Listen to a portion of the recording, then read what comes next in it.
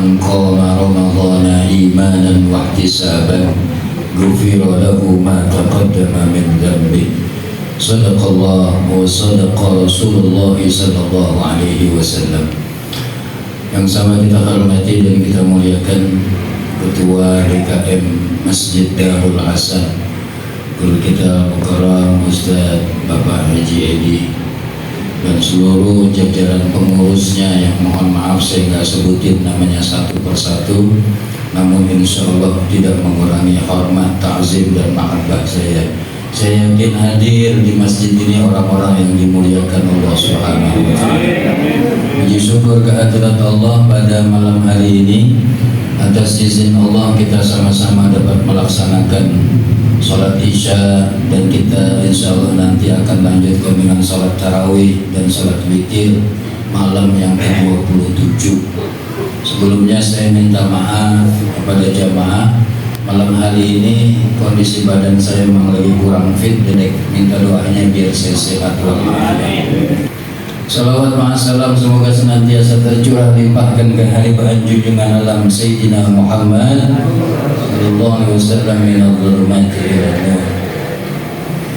Saya kepengen bawain tema doanya malaikat Jibril yang diaminkan oleh Rasulullah. Udah dibawain belum? Belum? Serius nih? Jangan sampai sama temanya gitu maksudnya. Satu ketika Rasulullah akan menaiki mimbar, lalu kemudian ketika Rasulullah menaiki mimbar yang pertama, Rasulullah mengucapkan amin. Lalu menaiki tangga mimbar yang kedua, Rasulullah mengucapkan amin. Lalu Rasulullah menaiki tangga mimbar yang ketiga, Rasulullah mengucapkan amin. Lalu para sahabat selesai Rasulullah khatib menyampaikan khutbah, bertanya kepada Rasulullah para sahabat, ya Rasulullah, ya Habib Allah, gerangan apa yang membuat engkau mengucapkan amin sampai 3 kali ketika engkau akan menaiki mimbar? Lalu Rasulullah SAW berkata, sesungguhnya tadi malaikat Jibril datang kepada aku. Di amin yang pertama, malaikat Jibril mengatakan kepadaku, celakalah mereka ketika hamba Allah dihadirkan Ramadan kepadanya, akan tetapi mereka tidak mendapatkan ampunan Allah Subhanahu wa Ta'ala. Maka Rasulullah mengucapkan amin. Kita kira-kira kalau yang doa malaikat Jibril, panglima besar para malaikat, yang doa malaikat Jibril, yang mengaminkan Rasulullah, ini doanya dikabul apa enggak? Jangankan itu Pak, yang ngedoa Haji Edi, yang aminin kita 40 dikabul apa enggak? Enggak.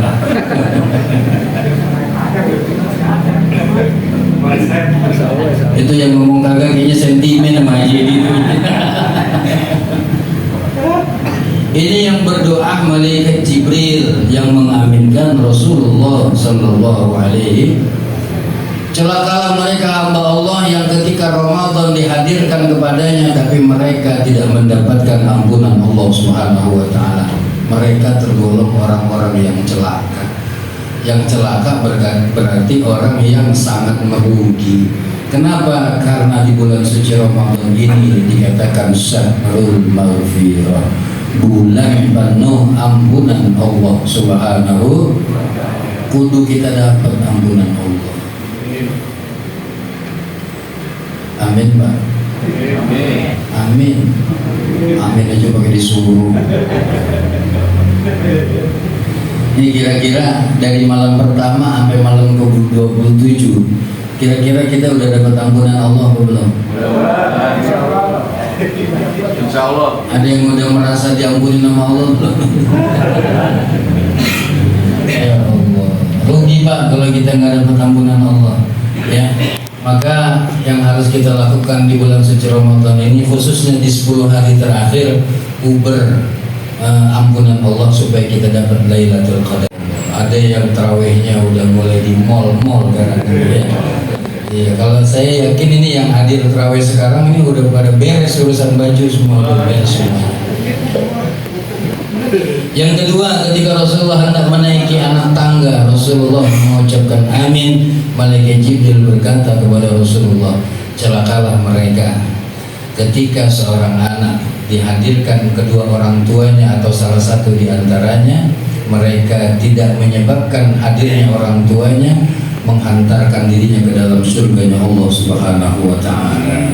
Maka Rasulullah mengucap, jadi orang tua kita itu menjadi jalan wasilah untuk kita menuju surganya Allah Subhanahu. Saya menemui beberapa kasus, Pak. Ini nyata. Ada seorang anak yang sama orang tuanya udah 10 tahun, Pak, nggak teguran. Bisa dibayangin itu anak, Pak. Ntar saya bayangin dulu, Pak. Hah? Durhaka apa enggak ini? Ya Allah. Suatu ketika Rasulullah Shallallahu Alaihi Wasallam dihadirkan seorang tamu. Ini tamu, dia bertanya kepada Rasulullah, ya Rasulullah, saya ini punya seorang ibu. Ibu saya kebiasaan jeleknya ngambilin barang-barang saya, ngambil barang-barang kepunyaan anaknya. Apa yang harus saya lakukan ya Rasulullah? Apa benar apa yang kau katakan? Benar ya Rasulullah. Sekarang kau panggil ibumu. Kemudian itu anak manggil ibunya, dihadirkan kepada Rasulullah. Sebelum orang tuanya hadir, malaikat Jibril udah ngejogrok di samping Rasulullah sebelum ini anak sama ibunya hadir ke rumah Rasulullah. Ngejogrok bahasa mana itu, Pak? Ngejogrok. Saya mas kata-katanya aja gitu ya. Kalau yang nggak ngerti nanti WA ke saya, Pak. Ngejogrok itu apa? Kata malaikat Jibril, nanti wahai Muhammad, jangan kau tanya anaknya, tanya ibunya. Apa yang menjadi penyebab dia mengambil barang-barang anaknya? Nah, singkat cerita sampai ini terusin apa enggak? Itu belum terawih nih, Pak. Hah? Kan ceramahnya kelamaan lupa terawih. Saya lupa sampai mana gitu.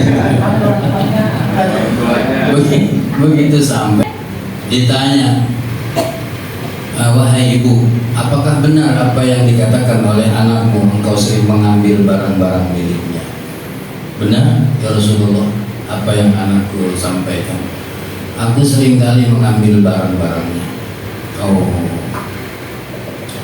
apa yang menyebabkan engkau mengambil barang-barang anakku? Kenapa engkau mengambil, curi di tempat anakmu sendiri? Ya Rasulullah, ya Habibullah, dulu waktu dia masih kecil, anakku masih dalam pangkuanku, apapun aku belain untuk membesarkan aku korbankan segalanya, kata si ibu ini. Jadi ketika dia dewasa, dia lupa kepadaku ya Rasulullah, sampai aku harus meminta kepadanya. Jadi ibu ini nggak punya apa-apa, anaknya sukses. Ibunya nggak punya apa-apa, sampai kebutuhan setiap hari, kebutuhan ibunya setiap hari nggak tercukupi, tapi anaknya bergelimangan harta. Maka diambilin barang-barang anaknya itu.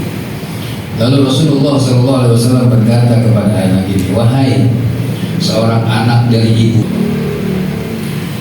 seluruh harta dan jiwamu adalah milik ibumu. Maka jangan sekali-kali engkau mengadukan lagi kepadaku tentang peristiwa ini. Seluruh harta dan dirimu, harta dan jiwamu adalah milik ayah dan ibumu. Coba Pak, Rasulullah sampai mengatakan seperti itu. Jiwa kita dan harta kita milik orang tua kita. Makanya kalau sampai ada anak yang sampai memenjarakan bapak ibunya, ada nggak itu? Bapak ibunya dipenjarain cuma gara-gara urusan warisan, Pak. Kasusnya bapak ibunya dipenjarakan. Sementara yang Rasulullah maksudkan di sini, sampai Rasulullah mengatakan amin dari doanya malaikat Jibril, kalau sampai dua orang tua atau salah satu di antaranya tidak menyebabkan dirimu masuk ke dalam surga, celakalah mereka. Rasulullah mengucapkan amin. Ini kita sekarang lebih takut sama bini kita, Pak, ketimbang sama orang tua kita. Betul apa enggak? Betul. Nah, iya. Sampai-sampai emak kita aja Pak minjem duit sama kita tagih Pak. Ada nggak yang begitu? 1.000 ditagih, mak kemarin minjem duit sama saya. Ya Allah, ini anak nggak punya otak Bu kalau gitu. Benar. Coba lihat ibu kita ketika dia mengandung kita tuh, bersusah payah tuh 3 bulan dalam kandungan. Namanya ngidam. Ada ibu-ibu nggak di sini? Bu, ibu di atas atau di bawah? Ibu senang di atas atau senang di bawah? Bu, ngidam enak nggak?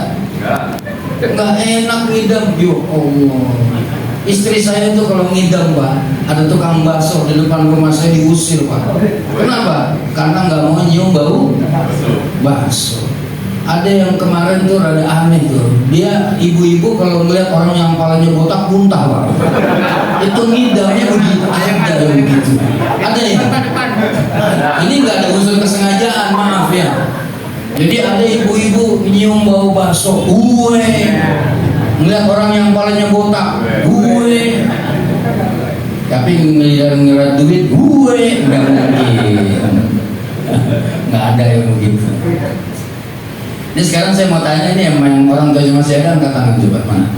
Yang bapak ibunya masih ada, bapak atau ibunya? Bapak atau ibunya? Berarti banyak anak yatim di sini ya. Ini nggak ada semua bapak ibunya nih. Oh, mesti disantunin Pak jadi. Maka beruntunglah seorang anak yang ayah ibunya masih ada. Kenapa? Karena kita masih diberikan kesempatan oleh Allah untuk bisa membahagiakan kedua orang tua kita, mumpung mereka masih hidup di dunia. Tapi kita termasuk orang yang beruntung karena kita masih bisa melihat dia tersenyum ketika kita bawain mereka beras karung 2 karung. Betul? Benar.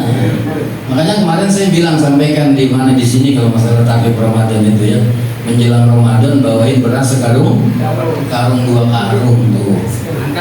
Nanti menjelang puasa itu kan bawain korma, tuh beli 4 karton orang tua kita. Jadi jangan sampai bapak ibu kita buka puasa cuma pakai lontong doang sama tahu, nggak ada kormanya, betul? Kayak nggak punya anak, bener nggak?